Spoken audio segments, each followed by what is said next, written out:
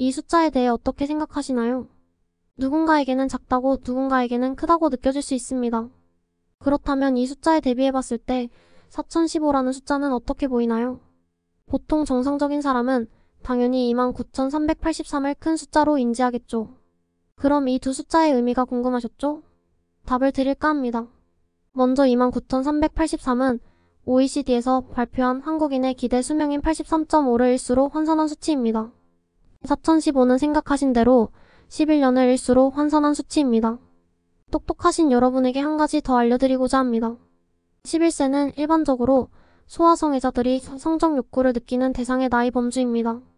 즉 11세 이하 아직 4015일도 살지 못한 그들에게 자신의 욕구를 풀고 싶어하는 장애를 우리는 소아성애자들이라 부릅니다. 여기서 모든 소아성애자를 아동성폭행범으로 인식하면 안 됩니다.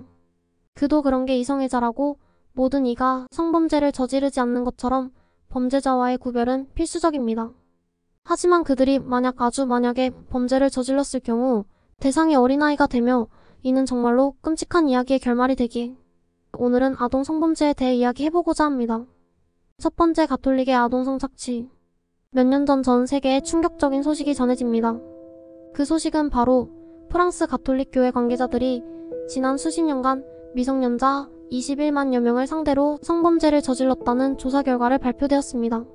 이 중 피해자의 3분의 2 이상은 남성이며 그들의 나이는 대다수가 6에서 15살 사이였다는 것입니다. 문제는 이들 중 58%가 성적학대를 1년 이상 지속적으로 당했다는 것입니다. 하지만 놀랍게도 이러한 종교라는 배경에 숨어 어린아이들에게 성적착취를 한 행위는 전 세계에서 성행하였다는 것입니다. 이외에도 이슬람 국가의 바차바지라는 소년 무용수들은 성인 남성들에게 납치되어 성폭행을 당하는 일이 많았으며 일부 지역에서는 종교적인 이유로 동성 간의 성행이라는 시선만으로 힘이 없는 피해자만을 처형했다 합니다. 그리고 두 종교의 이러한 야만적인 행위는 문화라는 껍데기를 쓰고 약자들을 대상으로 한 성적 착취를 오래전부터 이어온 것이었습니다. 두 번째, 가족으로부터의 성적 착취. 집이라는 공간은 누구에게나 안심되고 편안한 장소로 인식되는 장소입니다. 특히 어린아이들에게 부모 즉 보호자가 머무는 공간은 무엇보다 특별하겠죠. 일부 사람들은 아무리 잔혹한 범죄자라도 본인의 자식은 소중하게 대할 거라는 추측을 할 정도로 가족이라는 범주는 설명하기 힘든 관계입니다. 하지만 최근 한국에서 이러한 특별한 가족이라는 관계를 깨면서까지 본인의 욕구를 우선시하려 했던 사건이 있었습니다. 2013년 9월 당시 13세의 소녀는 친아버지에게 말도 안 되는 소리를 듣습니다.